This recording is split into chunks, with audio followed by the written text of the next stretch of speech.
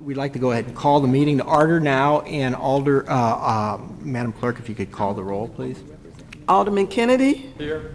Alderwoman Davis. Alderman French. Alderman Arnowitz. Here. Alderman Carter. Present.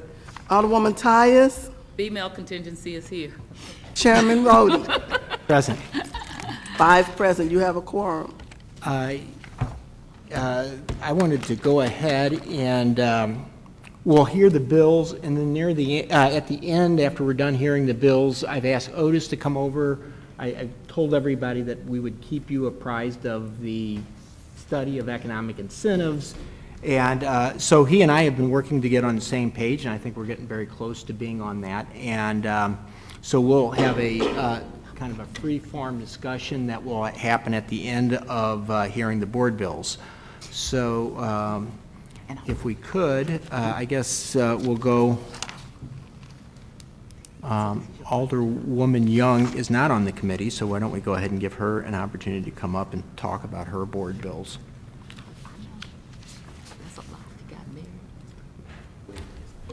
Chris, could you, I got to run across for a second. If you could just be here, I'll be right back. Proceed. Thank you, Mr. Chairman, members of the committee. The first bill that you have before you that belongs to me is Board Bill 119, which is 1115 through 21 Pine Street. This is right across from it would have been Southwestern Bell, now it's AT&T's parking garage on Pine. And it's purchased by Jackson Pines LLC. Their plan is to renovate it for mixed use. There'll be 6 apartments above and retail space on the first floor of this building. The estimated cost of the project is $780,000. Purchase price was $400,000, and they are asking for 10 years of tax abatement. They're right around the corner from the new SLU Law School, and so these apartments will be very close for people who are spending long hours in school. Is that it? That's it. Make it easy. All right. Well, we're going to go down a list of committee members for questions. Alderman Kennedy, any questions? How many apartments is it? 6. 6 apartments. That's all, Mr. Chairman. Thanks. Thanks. Alderwoman Davis isn't here. French. Mr. Ornowitz.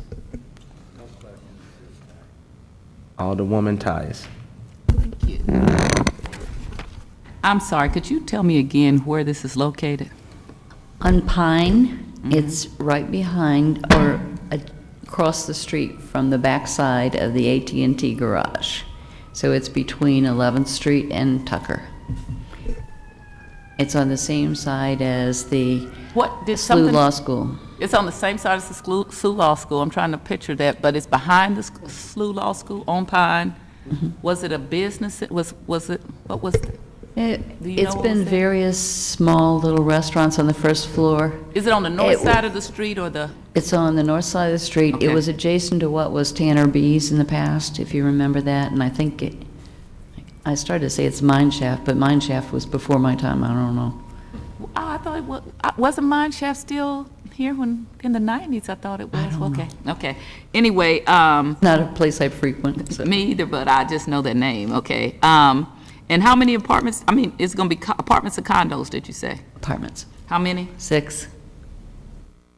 And what was you said $500,000 is what the purchase price? 400. 400.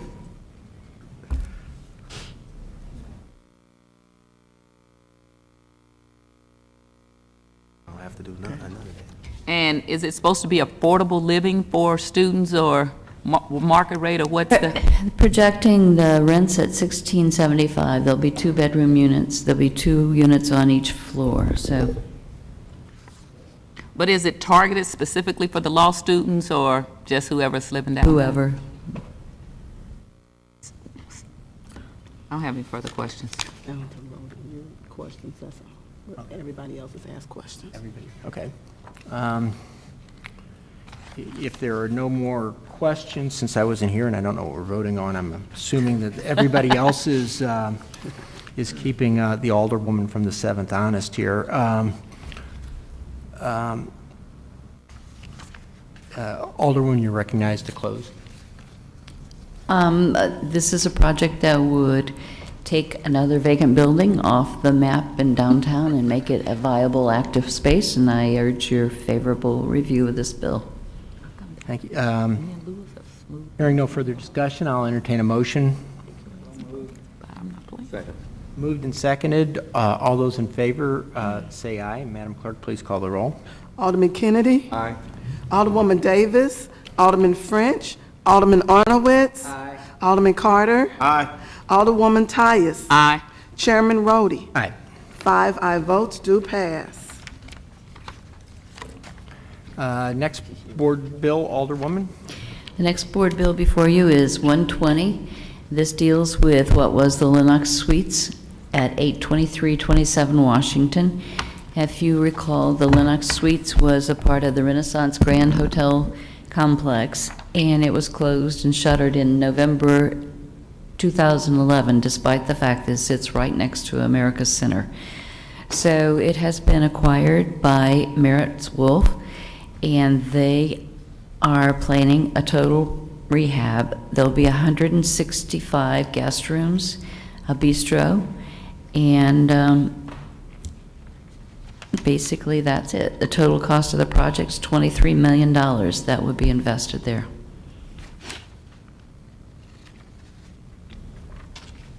We're asked to provide 10 years of tax abatement.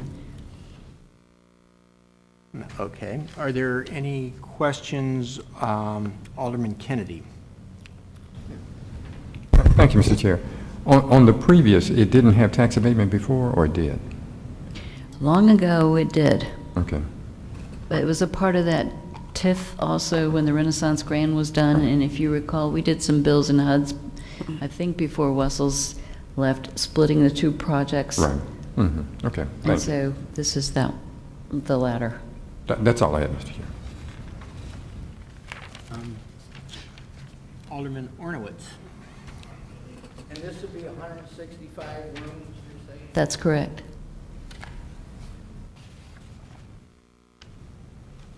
Any further questions, Alderman? No. Alderman Carter. No questions. Alderwoman Tyus. So besides 10-year tax abatement, what other subsidies are we doing? They have historic tax credits, private funds, and a bank loan. That's it. Historic tax credit, and what else? Bank loan and private equity. And the refinancing that we did earlier this year, didn't that cover some of that? Or It's my understanding that related primarily to the Renaissance Grand, the former Statler. But I thought And we- I will check. I thought we specifically included some of this in that. None of that is included? No, Okay. this is a standalone. Nothing No else. further questions? And I have no questions, so I'll recognize a motion on this board bill. So moved. And moved.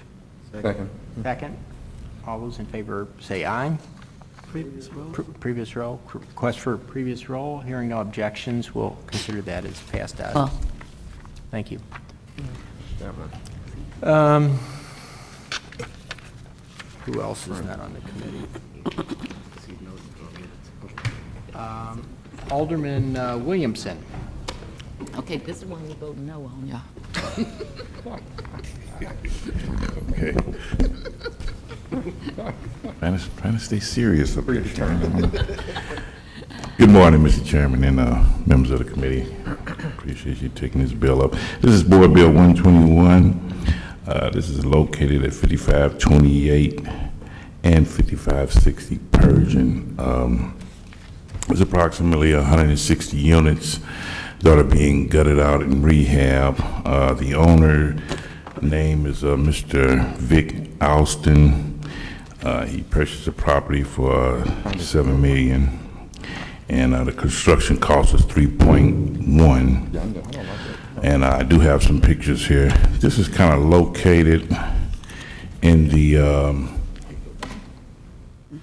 interested in between Union and Developer. The back of the building is, would be Forest Park Expressway. So I'm just asking for your favorable vote. It's a really nice neighborhood. It's a neighborhood that's really kind of under transition. A lot of these apartments in this particular area were foreclosed, you know, on Persian and Waterman during the, I guess, the housing crash back in '07 and '08. So he is investing in this particular property, which is approximately 4 buildings that are being rehabbed. And it's kind of on the cusp of the 26th and the 28th Ward. And he is asking for a 10-year tax abatement. I'm asking for your favorable vote. Are there any questions, Alderman Kennedy? Thank you, Mr. Chair. So this is, you said 5500 block of Persian? Yeah. Mhm. So that's between what and what? Developer and Union. Okay. And it's really, it's no, strange enough, it's really no 5400 block over there. It goes from like 53 and it jumps to 55. It skips over the 5400 block for whatever reason, and runs all the way. When you get to Developer, you're in the 5600 block. So, Okay. That's all I had, Mr. Chair. Thank you. Alderman Ornowitz. Thank you, Mr. Chairman. You said the cost is going to be $3 million? EF construction costs, right, 3.2. 3.1, I'm sorry, 3.1. And I don't know if I heard you right, you're only asking for 2-year tax abatement? I'm sorry, 10. 10-year tax, okay. I'm glad you clarified that, Alderman. I don't want it to be a mistake here. 1, 2, 3, 4, 5, 6, 7, 8, 9, 10. Yes, sir. Yeah, I appreciate it. Okay. Alderman Carter. No questions. Alderwoman Tyus. Alderman, did you say, this is in the 26th, not the 28th, right? Right, that's correct. So you guys, I always thought that used to be the 28th, well, it really used to be the 25th a long time ago. Right. And so it's, did you pick that up, or did you always have that? Right, majority of that was in 28th before we did the redistricting, right, and, yeah, I did pick it up. Okay. I sure did. Thank you. Okay, you're welcome. And I have no questions, although I was kind of surprised. I was assuming it was the 28th. I drive by that all the time. Right, exactly. Yeah. It was the 28th. I guess the dividing line would be like belt, you know, belt. So you have east, everything west of west of belt, Belt. pretty much. Yeah, on the south side of the street.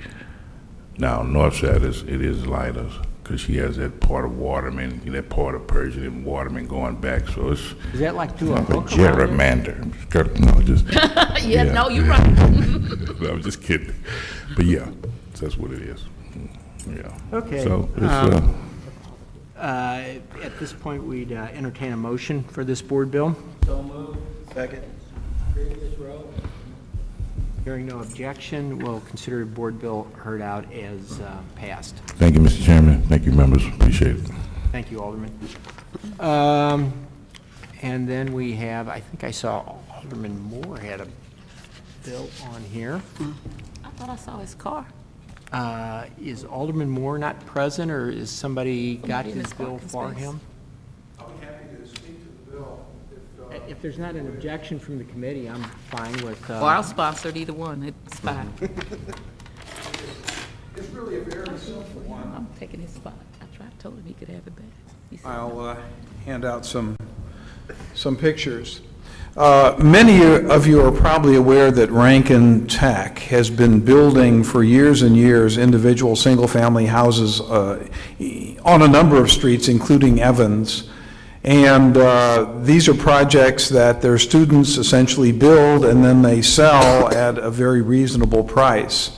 And so there's a stretch of Evans where we had approved a 10-year tax abatement for a number of the houses they built. But then it was discovered that there were a couple of parcels that didn't wind up getting included. And I think it was partly because as they buy the individual properties, They often renumber them because the width of the lots change.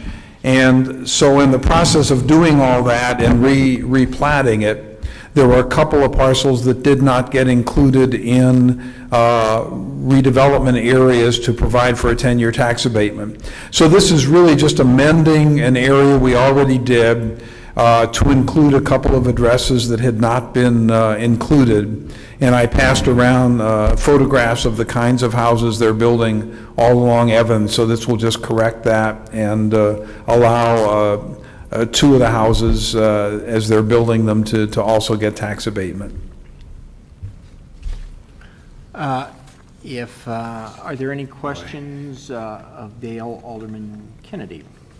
Thank you, Mr. Chair. So there are two of the houses that they built on Evans that are not tax abated? That are not included in the redevelopment area, and this will add them in, so they will also then be eligible for tax abatement. Okay. But you know, this program originally started in the 18th in our ward. Right. In the 90s, when Bosley was mayor. I was in on the discussion and basically the negotiations that created this particular program. It's really a part of Rankin's way to better give back to the community in which they, for so many years, really had denied African Americans and women to be students at the school. So it's a good program. Oh, they've done a lot of great houses, and it all sort of is not too far away from the whole North Sarah project. It is so not. It is eventually, hopefully, they'll all blend together, and it's just a whole new neighborhood. Well, they are within the boundaries of the entire plan that we did right. as a part of the Vanderbilt neighborhood. And their students really, they used to build these mock houses on their property and then tear them down. So our position, if you can do that, let's do it in the neighborhood. Right. And that's when we got the first ones built on West Bell. So. No, it was a great idea. Alderman Ornowitz, do you have any questions? No questions. Alderman Carter? No questions. Alderwoman Tyus? No questions. I have no questions. I'll entertain a motion that we pass So out moved. this board bill. It's been moved. Roll. Do you need a second? There's been a second, and request for previous roll. Second and previous roll. Hearing no objections, we'll consider this heard out. I would congratulate Alderman Moore, but he's not here, so we will move to Great, thank you. Yeah, thank you, Dale. We'll move to my board bills, and I'm feeling lazy today, so I'm going to go ahead and let Mary handle the conversation for us, if that's all right with everyone. Mary, if you could just explain what's going on with Board Bill 112 for us. Thank you, Chairman, members of the committee. This board bill may look familiar to you. You saw this rezoning, I believe it would have been at the last meeting before you all went on your summer break. What we were attempting then to do was to rezone some parcels to allow for the old Bissinger site to be consolidated into a marketable industrial site, and then on the front of that there was going to be a commercial site along Vandeventer.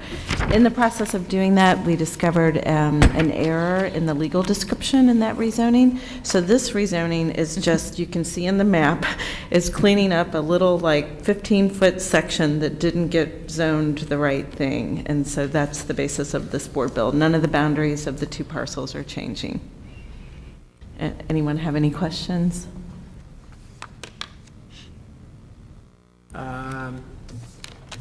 Alderman Kennedy? No questions. Alderman Ornowitz? No questions. Alderman Carter? No questions. Alderwoman Tyus? No questions. The chair will entertain a motion for this. So moved. Been moved.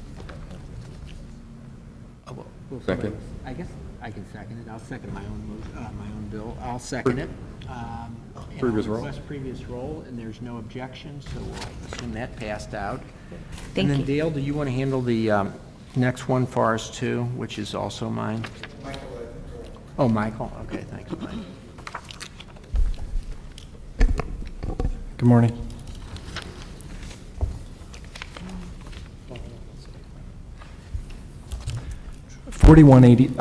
8791 Manchester Avenue is in the Forest Park Southeast neighborhood.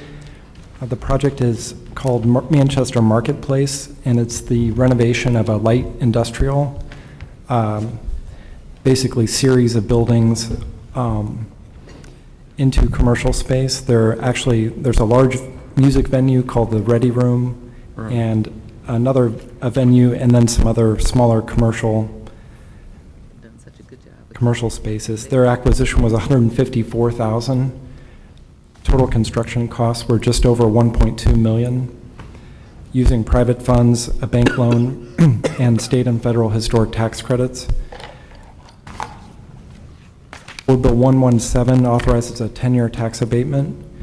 Mike Cromie from a representative from the developer is here if you have any questions.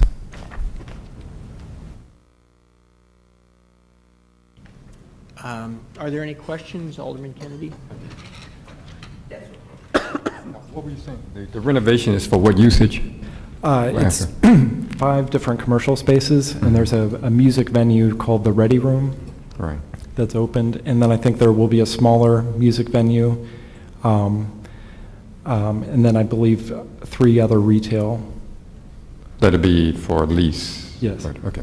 That's all, thank you. Alderman Arnowitz. Alderman Carter. No questions. Alderwoman Tyus. No questions. I would entertain a motion for passage. Second. Moved and seconded. Previous roll. Hearing no objections, this will be recorded as passed out. Thank you. Thank you, Michael. Next up is, and I would ask if we can try to engage you a little bit in this, if you could try to give us a couple minutes.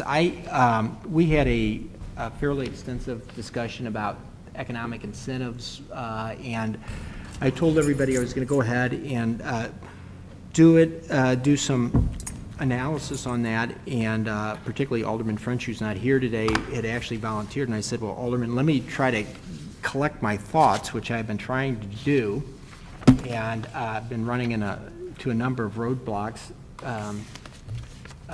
just getting information to do an analysis. And then as I was doing this, Otis said that SLDC was going to do an analysis, and he announced that a couple months ago, and so they're getting close to going out on their RFP, and I thought I was going to come today, not really to, I guess, to disagree with Otis, but not necessarily to, but as it turns out, I think we're getting closer to the meeting of the minds as far as the prioritization of this. So I spent all morning going through all my studies and stuff, preparing to build a big argument on why we should do something different. But I think we're very close to being on the same page. What I really want to have happen, though, if this is really going to be successful, is that we have institutional buy-in, which by that I mean maybe that we all can't quote and run off exactly what is the vision and the shared vision and the role of economic development, but that we at least know where it is, that we participated in the discussion, that we were involved in it, that we were consulted, and at some point that we buy into it enough so that when we as a city make decisions further down the road, that we understand why we're doing it. And I'm going to actually kind of talk a little bit about Ferguson today before I let Otis come up and kind of update us. I have been watching with great interest the activities in Ferguson, and I'll be honest, the initial impression, I wasn't there. I had no idea what was going on. I was just kind of let the justice system take its course. Who am I to decide what actually happened out there?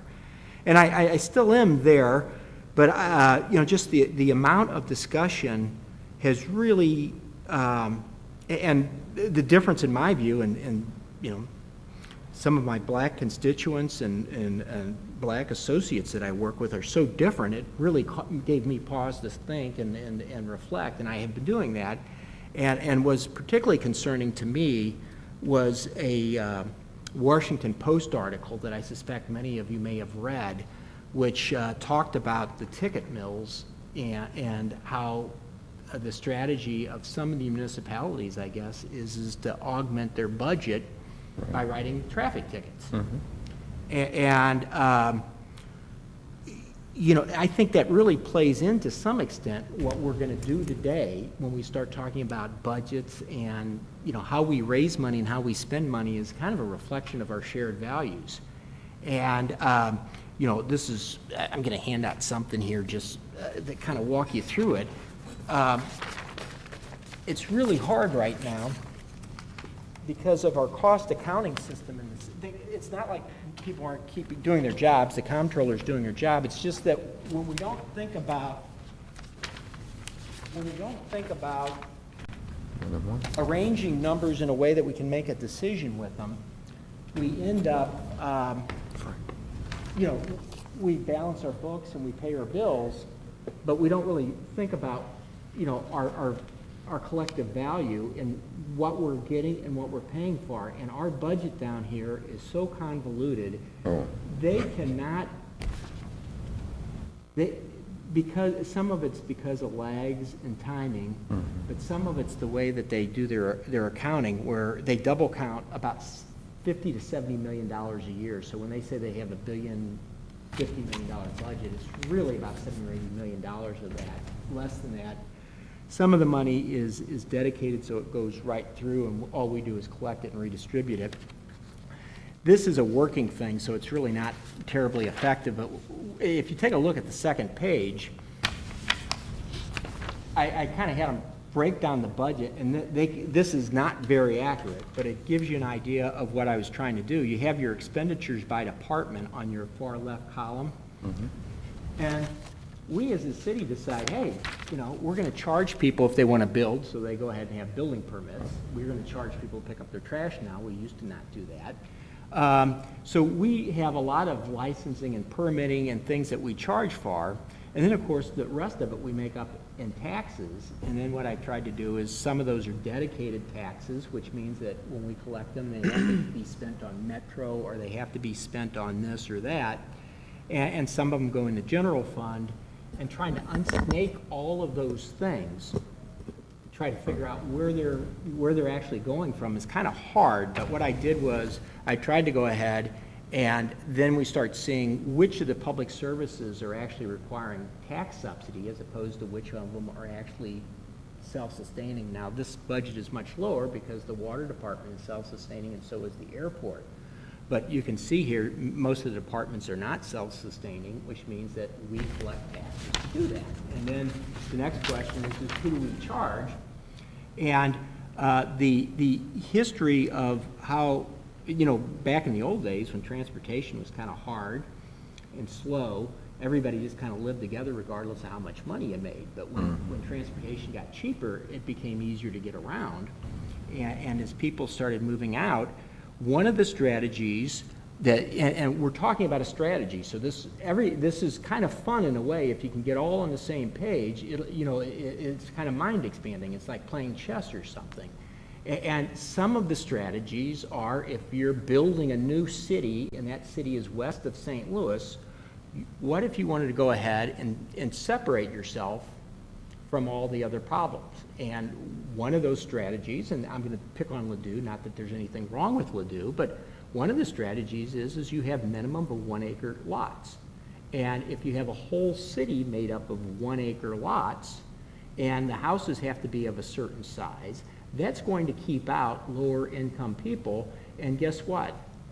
You won't have to provide services for them.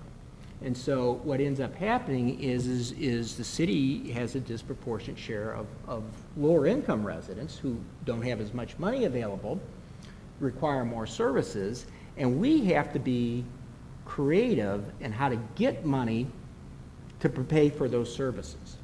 Does that make sense? Mm-hmm. And some of the municipalities are just fortunate. You know, someplace like, that has Galleria and all the shopping on Clayton there, Richmond Heights, they got huge amounts of sales tax that comes in there, and there's not that many people.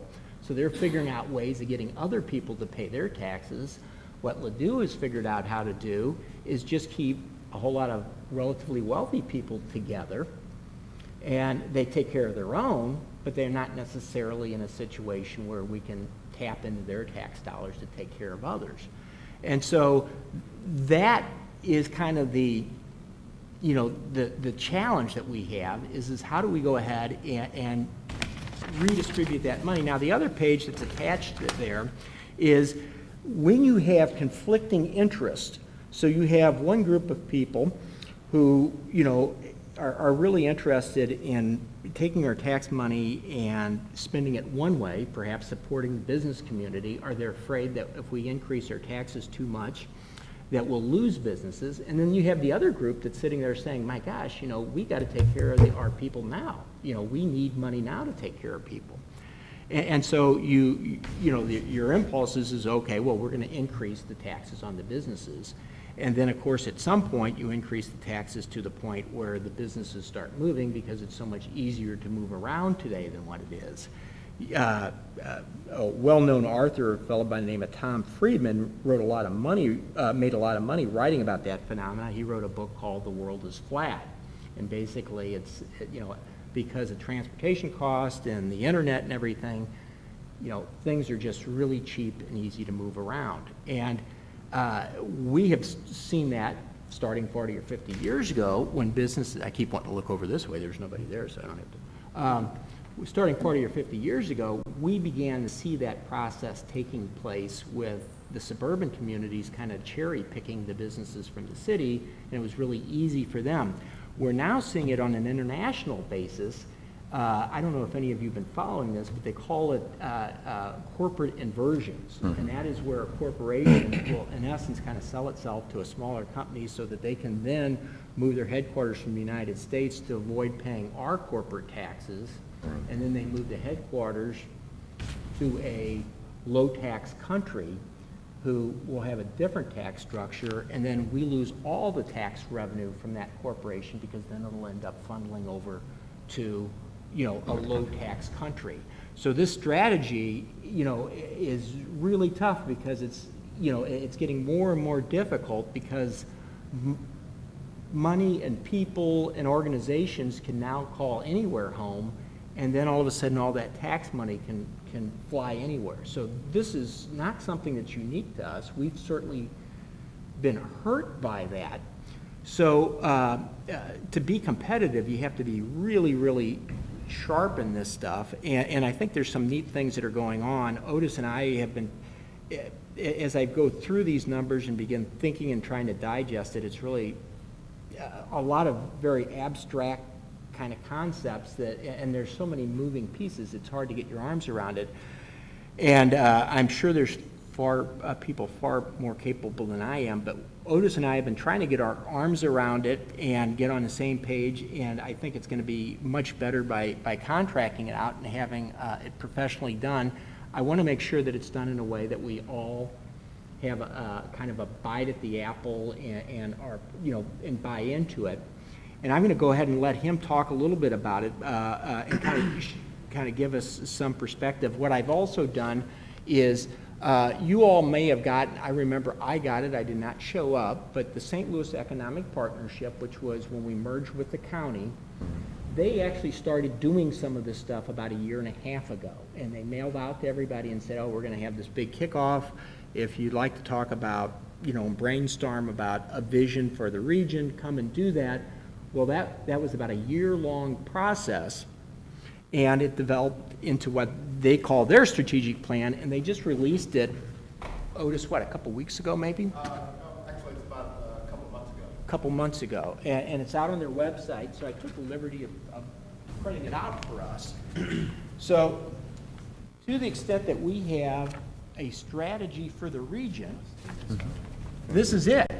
And so that's what they're saying there is the county executive and the mayor are going to say, well, you know, when we present ourselves to the rest of the world and we try to get companies to locate here, and if we have extra money to spend on developing businesses, our enterprises, these are going to be the ones that we're going to try to target, and this is our strategy for doing that. And at some point it might make some sense to bring one of them down here so that they can actually walk us through it. But I wanted to present that to you and use that as kind of a tool.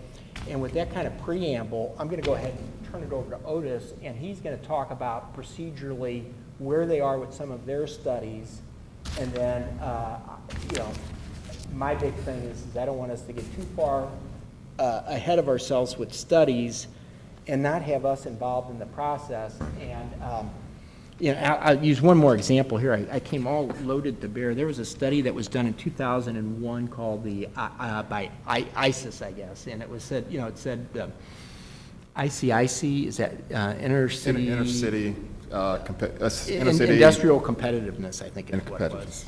And I happened to read it, and the number one for this is the type of stuff that you can get out of this. For every job loss in the city, there's a $2,500, roughly that's on average what you're going to lose forever, so that out of your budget. So you lose a job that's $2,500 that you're going to lose forever. You lose 100 jobs, that's $250,000, or the effect of 5 police officers just about a year.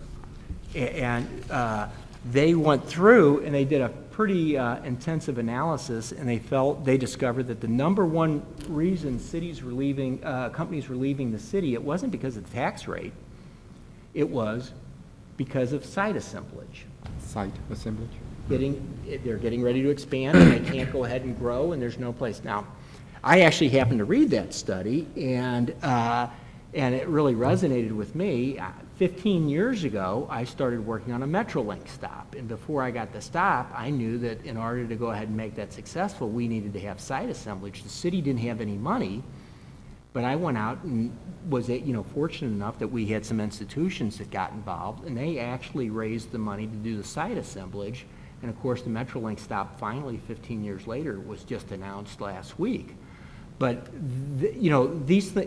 unfortunately, the city has not put together site assemblage funds. So what happened is that study was done and it largely collected dust, and it's because it never developed an institutional life. And what we're talking about doing here is something that needs to be visited every year, updated, reviewed, discussed among us, and so forth. And I'll tell you in a little bit, I want to go ahead and give Otis, his time, and I'm going to take out a SWOT analysis here and talk about what we might be thinking about as city aldermen on what some of our strengths and weaknesses are going to be. But before we get into all that, why don't I go ahead and turn it over to Otis.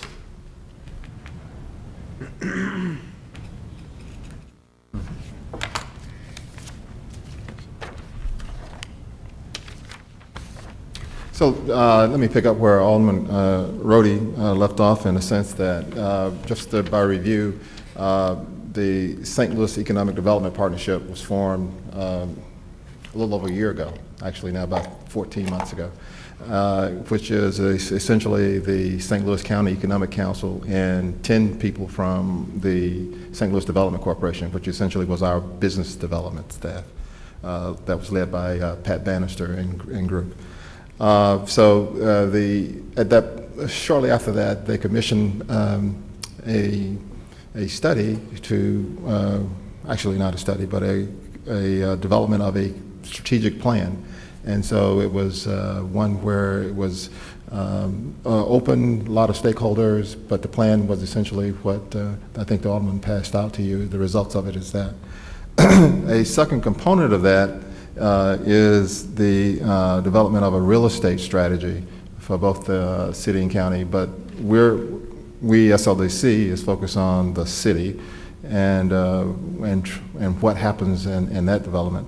But also another need is a comprehensive economic development strategy, and that is the study that is required by all the federal agencies when we apply for grant. If you're applying for an economic development administration grant, even some HUD grants, they always refer back to what is their SEDS being comprehensive economic development strategy.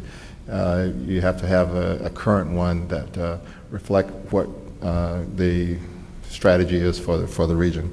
The one that we currently have is about 12, 13 years old. Is not reflective of I think where we want to go. So we're in the process of, this is why we're redoing it. But it's sort of reflective, though, of not only just the city, but also the regional conveyance, and that's what they're directing us to do, what EDA is directing us to do. And so that's sort of in place, and so we thought, well, maybe the next step, which is what we want to do, is to develop a city-specific economic development plan. And that would encompass doing the SWOT analysis, the strengths, weaknesses, opportunities, that kind of analysis of where we are in the place, develop that mission, that vision and strategy. But it would be an open process where we will interact with the stakeholders and the elected officials, and hopefully at the end of the day, we end up with a document that sort of says this is what we'd like the economic development framework for the city of St. Louis to be. We're developing that RFP, and I promised Alderman RODDY, what we do is we have permission from the St. Louis Development Corporation board, which Alderman RODDY sits on, as well as Alderman Conway. And so what we do is we haven't done that yet, but we will be taking it to the board for their review and approval for us to issue that RFP. But at the same time, we had a discussion with Alderman several months ago about, and I think the board had discussions about incentives and what the impact of it, and whether or not when we were recommending tax abatement or recommending the TIF, whether there had been any analysis done and that kind of thing. So one of the things that we are doing is sort of a two-pronged approach. One is we will be hiring a person that will be doing this, more focused on just the numbers. That person's not in place yet. We are in the process of looking for that person. But the other part of that is to have a professional consultant group to sort of gather all of the stuff that we've done in the past and do an evaluation on what the impact has been. And so the RFP that we'll be issuing, a second RFP I'm talking now. So the first one is to do the city economic development plan, to go through that strategy. The one that is most immediate that we want to issue is one to do an evaluation of both the incentives and the impact of, if we had some development initiatives around the earnings tax, what would be the impact? Because most often that the earnings tax is the topic that always pops up as being an inhibitor to redevelopment or for companies locating in the city.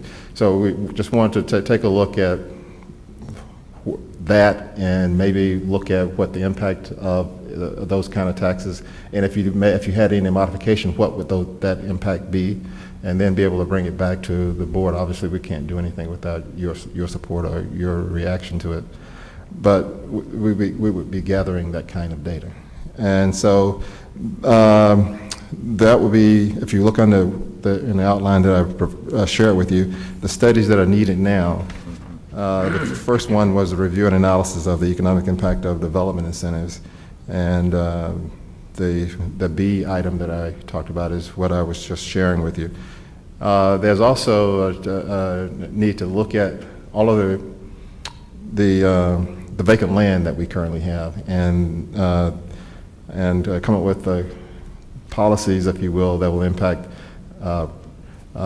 positively, if you will, how we might be able to get all of that redeveloped in a very positive way as opposed to what we're currently doing. So, I mean, we are doing some things. We're working with various entities. We work with you all, but we're just looking to work with a consultant to review that aspect as well and come up with recommended policies for that. So those are the things that are currently in play, and the most immediate thing that we'll be doing will be issuing the RFP for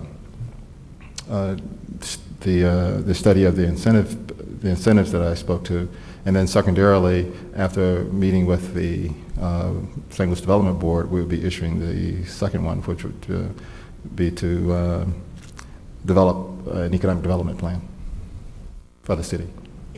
And I guess my interest is as they do that, I want to have the board, not necessarily selected of who the consultant is, but as they're doing it, I want to have an engagement process so that we're actively involved in this. And I was going to say a couple more things, Otis. Are you done with your time? I'm done with. If I could, on the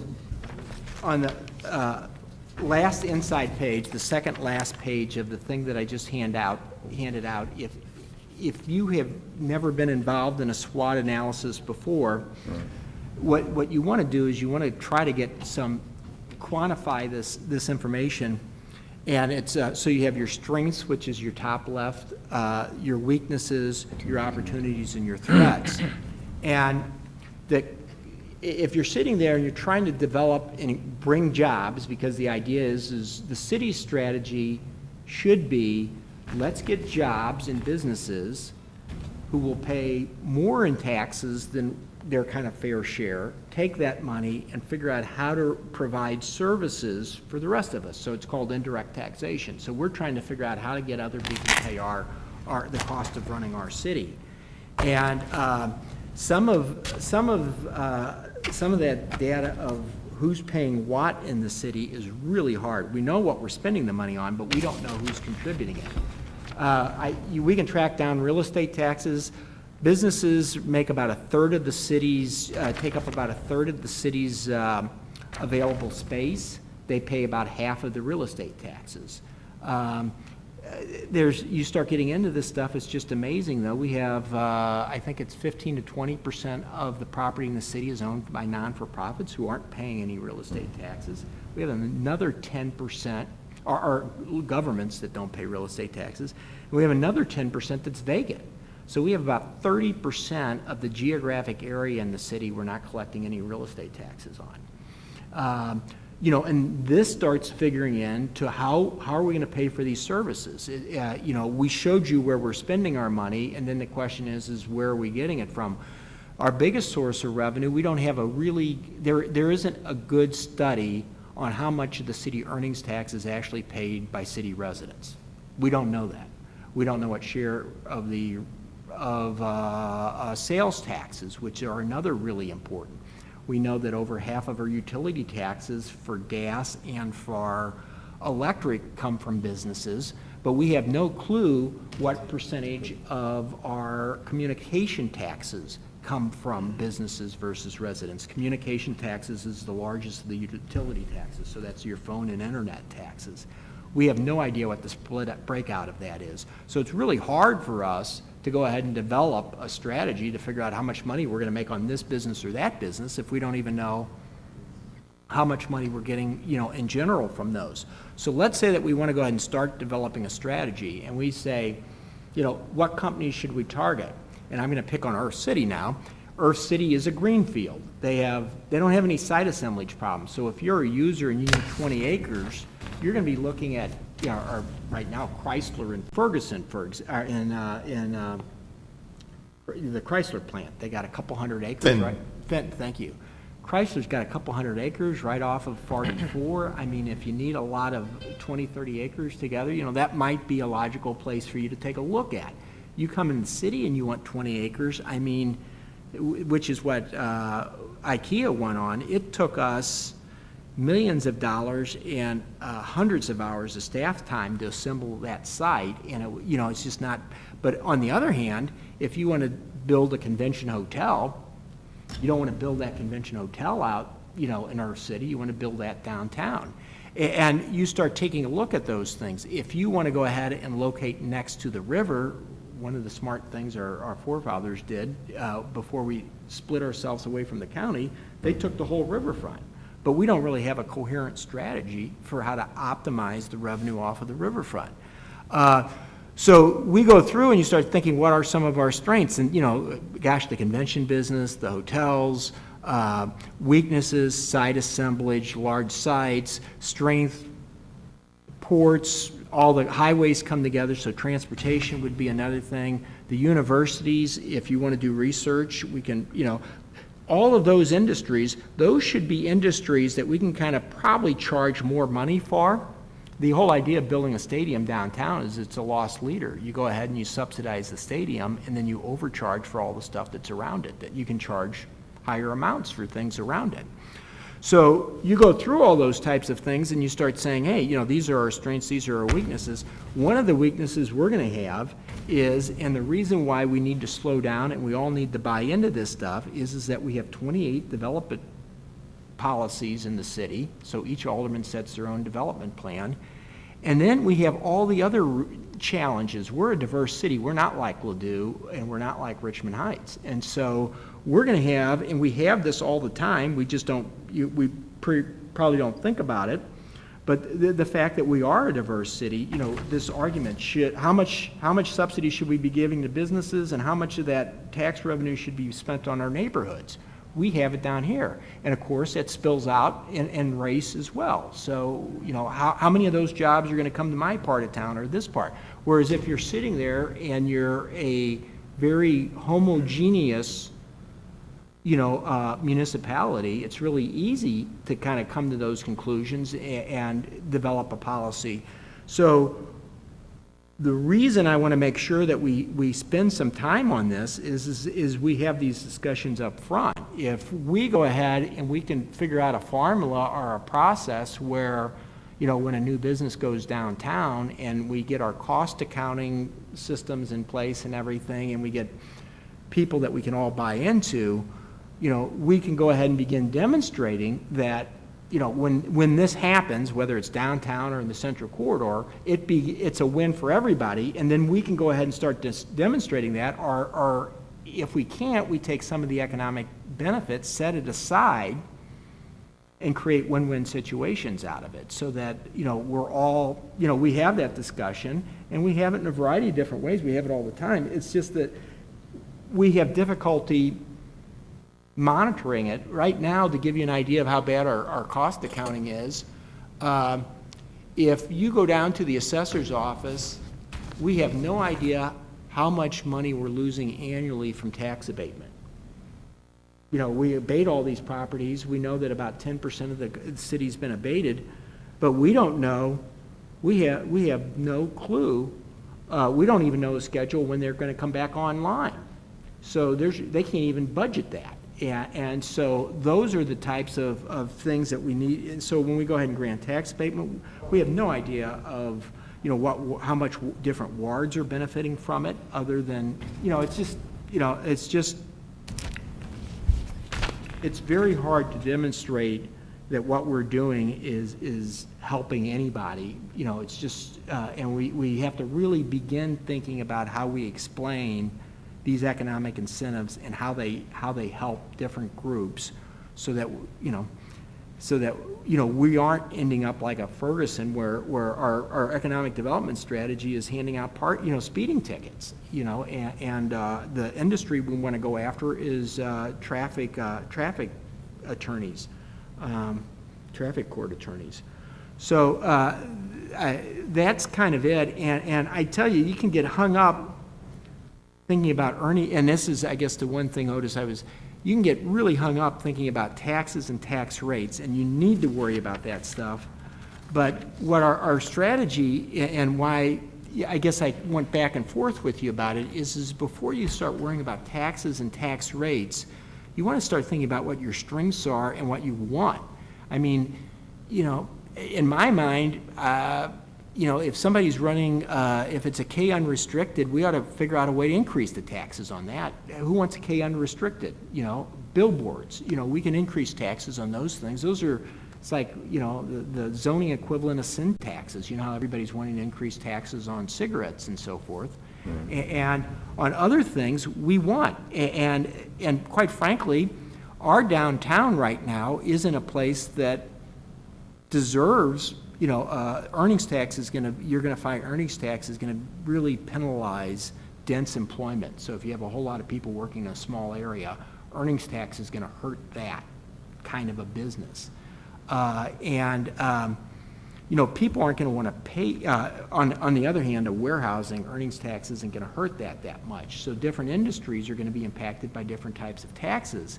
And right now, downtown, if you make $50,000 a year, 1.5% of that, $750, you have to drive downtown, get a parking space. It's really very costly and a headache to go downtown.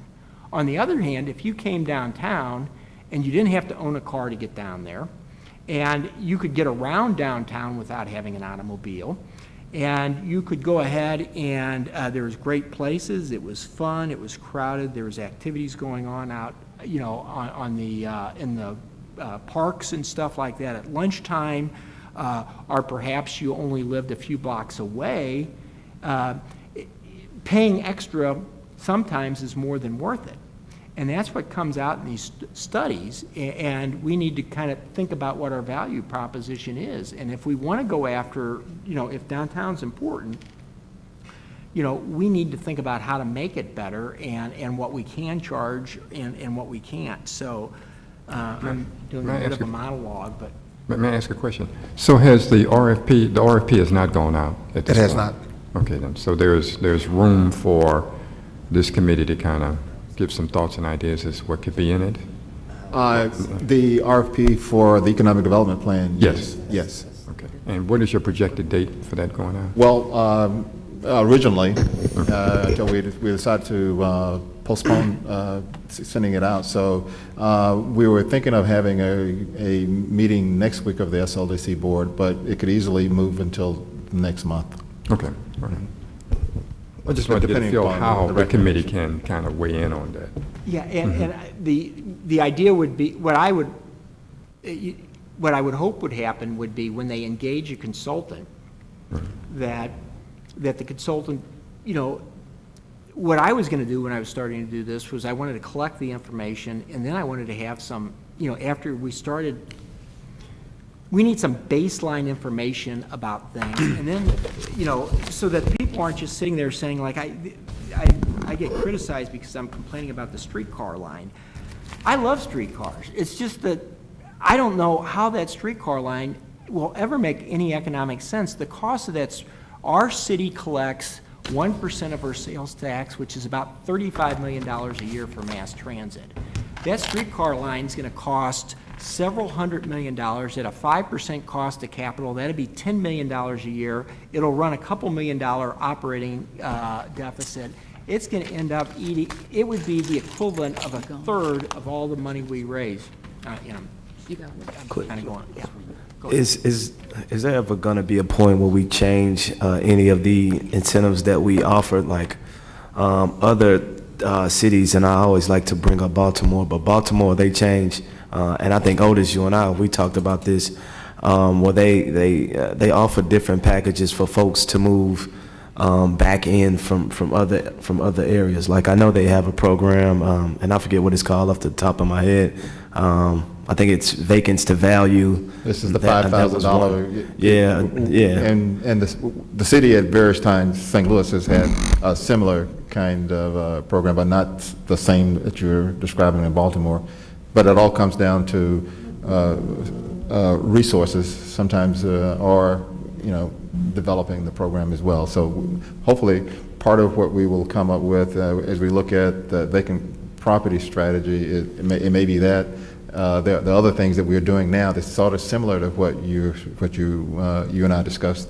Yeah. But I think that we'll come to, we'll take what your input is and try and weave it into what the overall is. Yeah, I mean, I know a ton of young folks and a lot of my friends, they would move back into the city if we had some type of program that would help them with their closing cost or with the down payment on the house or anything like that.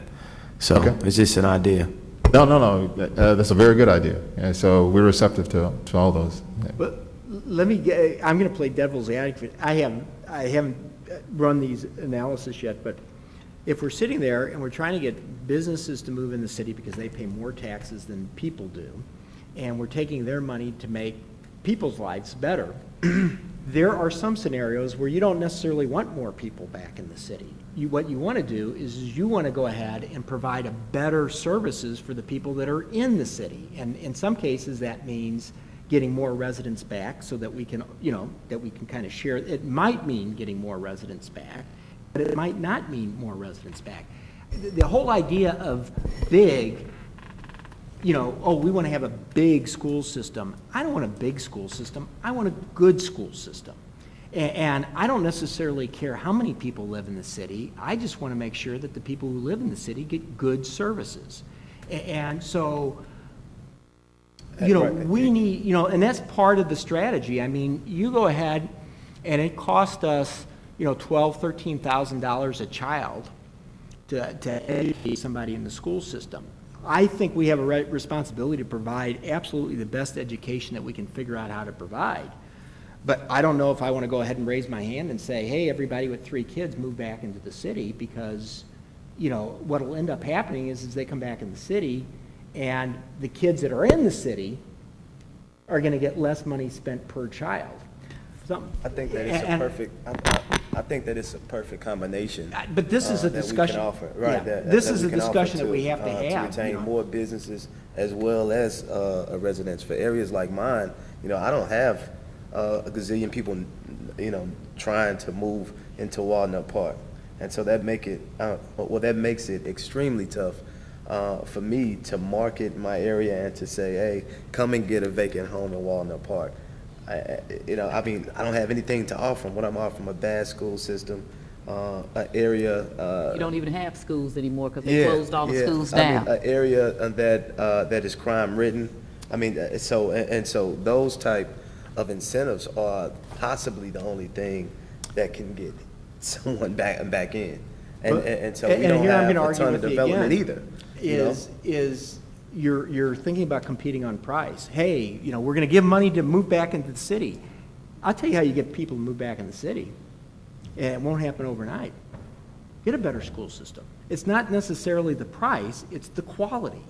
And if we can start thinking about doing things, it's a collection of things. Certainly price is a component. But you do things well, people want to move there.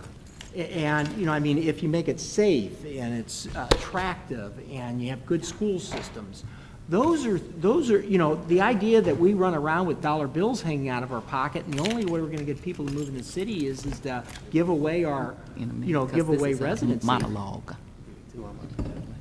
I just want to put in, this past summer, I went and pulled all of my old files from when I was here before. And one of the things I pulled was an excellent article that the Post-Dispatch did about the block grant money when I came here in '91, and they did a series of articles from '91 to '93 that talks about St. Louis and their misuse of block grant money and how it was spent and how it was gotten, how they applied for it, and then what they did with it, okay? And they did that for 10 years. So I now want the study to be updated because, and I'm downloading it to flash drives and giving it to some of the people, because this conversation starts in the middle to me, in that people who got the advantage of block grant money that they should not have, they have this ideal of what should be done. And Chris and I and Antonio and some other people, our neighborhoods 20 years ago were way better than anything Central West End had to offer, okay? Because people couldn't go anyplace else. So the people were there. We still had jobs there.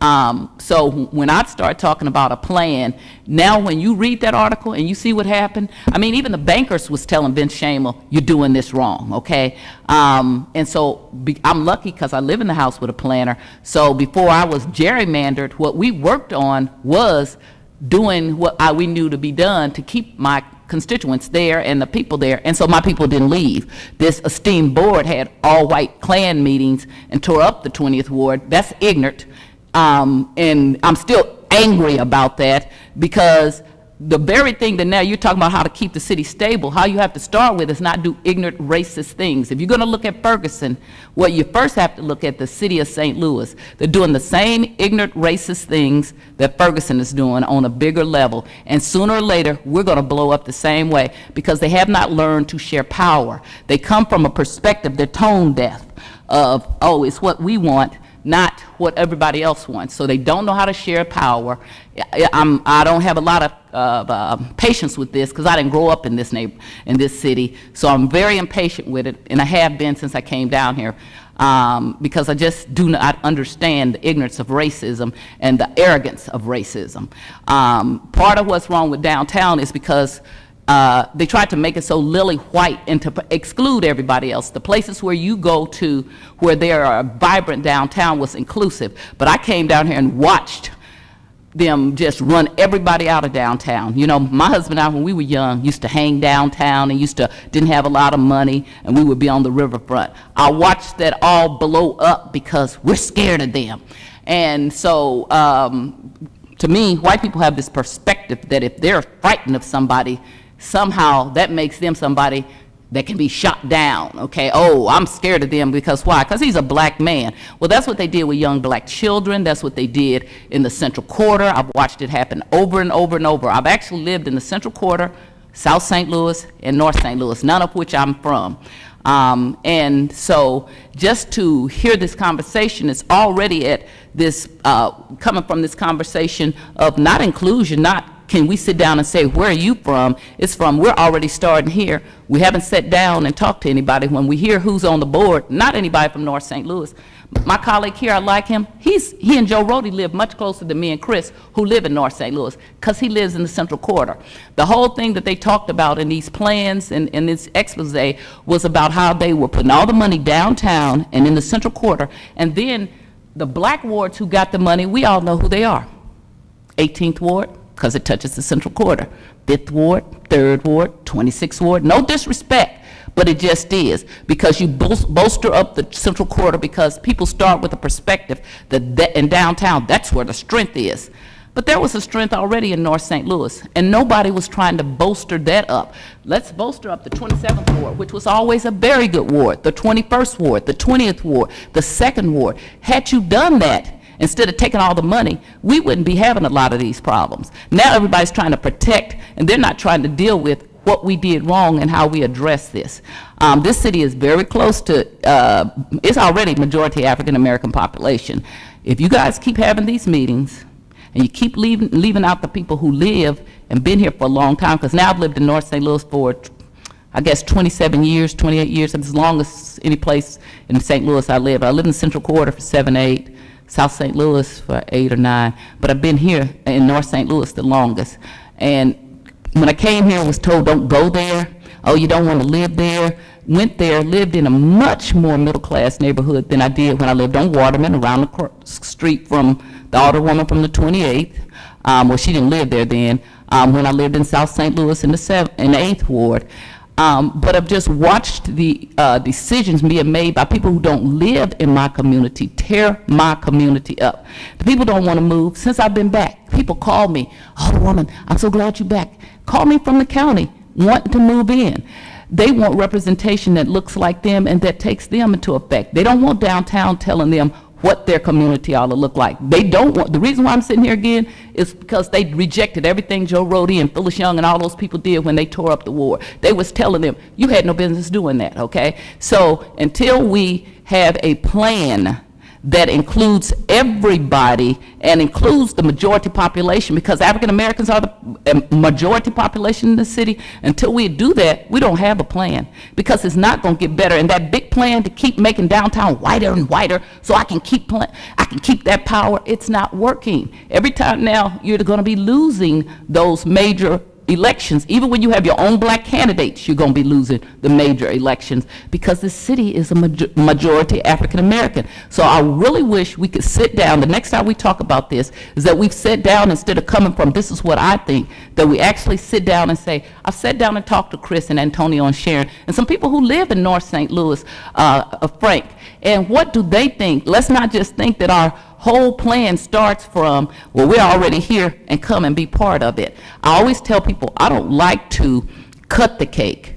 I want to be putting all the ingredients in the cake, because I don't know what you put in that cake before. So when you're having these meetings and you haven't met with any of us and we're going, what happened? How's this happen? You're not having a good meeting, okay? And I'm not saying you, because this started way before you came here.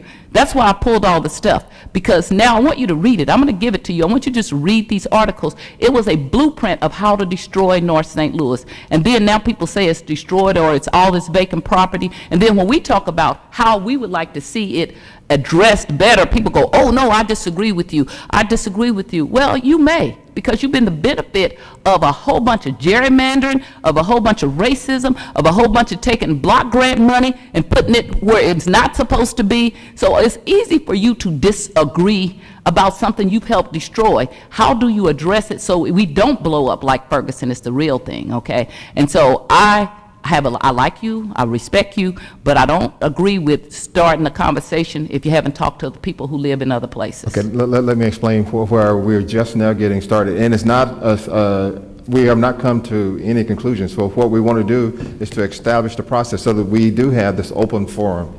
So we're looking for input. This is not about establishing a plan.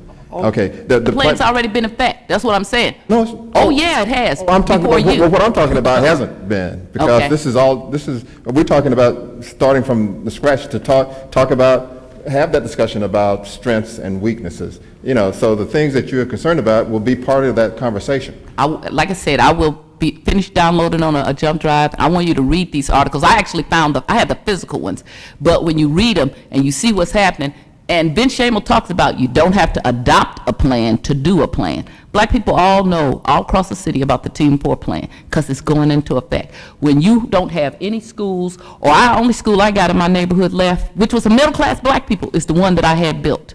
All those things affect how you can populate a city, populate your neighborhoods or repopulate. We were so lucky because there was no integration and there was a black middle and upper middle class. People own their property, so they just didn't move. And we fought and we have been fighting with them to say, where are you going? You do live 10 minutes or 5 minutes from everything. Where are you going? Don't go to Ferguson. So they got a good, to my population over in what's now called the 1st, but it's really the 20th, they looked at Ferguson. We've been talking about that this was going to happen a long time. They're looking at Berkeley. They're looking at the inner suburbs. They're looking at why would you want to leave North St. Louis? Why don't you want to stay here? So they have stayed. But they need backup. Chris needs backup. Antonio needs backup. You all spend all the money downtown. If we could just get the $10 million that was spent in Washington Street, and I remember that whole plan when I first came down here. They spent $10 million putting the fiber optics in Washington. We would all die for it. Just give us $10 million and let us go do some development. You wouldn't be worried about this. There is a plan that goes on, and then you try to drag us into it like we're on board. I'm not on board with any of this, okay? I'm opposed to it unless you show me a giant plan about North St. Louis. When I hear the alderman from the 17th talking about he's getting his Metrolink, makes me sick to my stomach, because when I was the chair of public safety when they redistricted me, we cleared our land for Metrolink also. I sat on the committee that we agreed to start Metrolink, and they swore up and down, oh yes, we're going to have it in North St. Louis. Where is it? Not in North St. Louis. We coming with a trolley. Now, he and I agree on that. We're coming with all this other stuff that we're doing in the Central Quarter. We've done nothing in North St. Louis. We can't get a north-south distributor line, but they swore up and down that that would happen. None of the stuff happens because all they do, and we're dumb in North St. Louis, and South St. Louis is equally dumb, because we spend our time fighting about race and letting Central Quarter and downtown divide us up, and then they get everything. And basically South St. Louis is falling apart now because they didn't listen either. They haven't learned the lesson. And unless we address this holistically, we're going to be Ferguson, only bigger. The things that he says that he doesn't agree with his black friends, he needs to listen. It's not just lower income black people saying this. It's wealthy black people saying the same thing, because we all understand, and you do too, whether you tell them or not. And I say it on the floor because I get to say things that black people can't say. You understand it. Oh, I know you had a monologue, so let me say this. You understand about the talk that black people have to their children and things like that about being shot down. You probably had it talk to you about it. And we're going to have that in this city one of these days. And all of these people who are in the chairs because of gerrymandering and other things, not listening. The guy told Phyllis the other day to her face, and it was a white guy, you should not be chairing this meeting because you try to have such a tight hold on it that you're not letting the people talk and have a say. And that's what they think they're doing, that they're having a tight say. I'm out of here because I'm not listening to this anymore, because this is all propaganda and it's really not about inclusion. When I hear us being part of the table, then I'm going to listen to what you have to say. But I don't like this. We're already started. We already got this plan, and we're pushing block grant along, and then we're not included in any of it. And the only person gets any money is Terry Kennedy. He gets millions of dollars because he buttresses the Central West End, or Frank may get some money because they buttress the Central West End. And they know I'm not, you know, but we have all had this conversation. You're not doing development in North St. Louis. Okay. Again, what I spoke to was not something that we are already doing. Something I'm telling you what I think is the framework for us to move forward so that we can have that discussion. I understand. So, okay, so I'm not saying that we have a plan. I'm trying to set the stage for us to develop the plan that will include everyone in the discussion. That's all. That was my point. All right. believe it. I'd like to at least respond to several of the things that were said about me. I think the first thing was that I didn't say that I necessarily do. Because I don't have anything to say to anybody that voted to tear up the ward where we were successful and had all-white meetings. See, I know the history of the all-white meetings they had. Okay, well. And you know, and I still have the tapes about the all-white meetings they had. Well, it's down to 2 of us now, Alderman, so I think we'll probably call it adjourn. We'll adjourn. There are some other things that are probably worth talking about. One was having a pool of money to begin doing planning other than just in the central corridor, which I'm working with CDA on. And we would like to try to get one of the things that was helpful, I think, to me was having seed money to do some planning for community improvement districts, special taxing districts, TIF districts, and those types of things that will give neighborhoods the ability to kind of localize a development plan so that they could actually go through in their own neighborhood and do something that we're talking about doing on a citywide basis.